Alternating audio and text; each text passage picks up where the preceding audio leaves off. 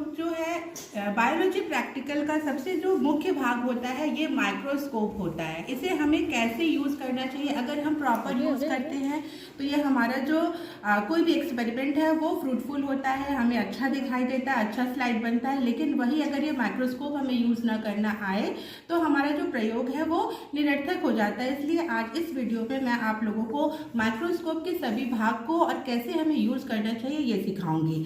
तो ये जो मेरा माइक्रोस्कोप है इसको हम लाइट माइक्रोस्कोप बोलते हैं, कंपाउंड माइक्रोस्कोप बोलते हैं। तो हम क्यों बोलते हैं इसको लाइट माइक्रोस्कोप या कंपाउंड माइक्रोस्कोप?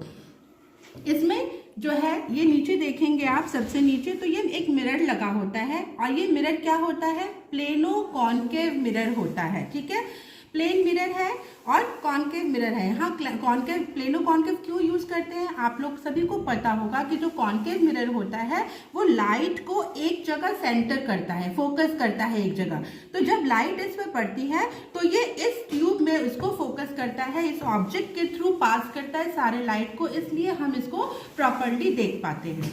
तो बात हो गई इसको क्यों हम जो है लाइट माइक्रोस्कोप कहते हैं, साथ ही साथ इसको हम कंपाउंड माइक्रोस्कोप भी कहते हैं। लेकिन क्यों कहते हैं कंपाउंड माइक्रोस्कोप? क्योंकि ये जो हमारा माइक्रोस्कोप है ये दो प्रकार के लेंस को कंबाइन करके बनाया जाता है, जिसमें कि ये वाला जो लेंस है जो कि हमारे माइक्रोस्कोप में 10x मैग्निफिकेशन का है, तो ये आंखों के पास होता है। हम आंखों से इससे देखते हैं, इसलिए इसका नाम आई पीस रखा गया है। क्या रखा गया है? आई पीस। उसके बाद ये जो लेंस होता है ये वाला, ये देखिए यहाँ पे 3 तरह के मैग्निफिकेशन के लेंस होते हैं।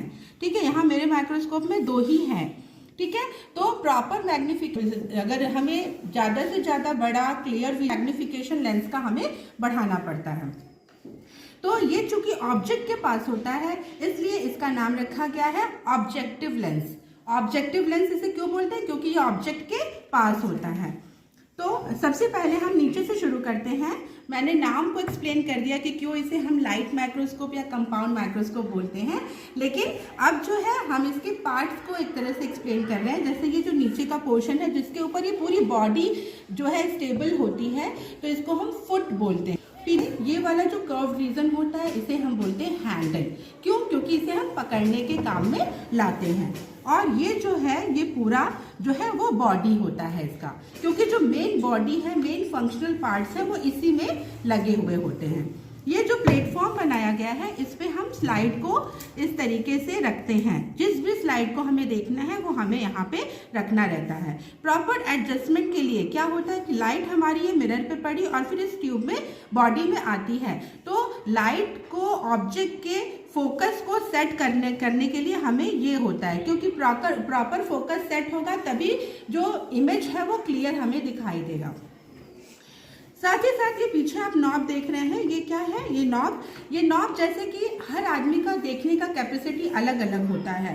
तो हमें हो सकता है कुछ हमें चश्मा लगा है तो हमारा विजन कुछ अलग आए, किसी और का विजन अलग आए। तो हम अगर इससे हम सेट कर दिए फोकस, ठीक है, तो अगर वो जो छोटा जो माइनर डिफरेंसेस होता है वो हम इससे, हर व्यक्ति का अपना होता है कि मैं सेट करके गई कि देख लो, लेकिन हो सकता है कि आप लोग को न दिखाई दे, तो उस समय जो है आप इससे जो है वो माइनर सा उसको घुमा करके जब देखेंगे तो आपका विजन जो है वो क्लियर हो जाएगा। नीचे ये देखेंगे, ये यहाँ पर क्या है कि ये जो रीजन बना हुआ है यहाँ पे लाइट को कितना लाइट हमको चाहिए। अगर बहुत कम लाइट आ रहा है तो ये अपर्चर जो है ये बढ़ जाता है या घट जाता है, ये ठीक है, इस तरीके से ये मूव करता है। तो यहाँ पे लाइट के अमाउंट को सेट करने के लिए यहाँ पे ये नोजल बना हुआ है, यहाँ से हम सेट कर सकते हैं। तो इस तरीके से जो है हम लोगों ने इस वीडियो में इस माइक्रोस्कोप के सभी पार्ट के नाम और कैसे हम इसे यूज कर सकते हैं इसे सीखा। Thank you.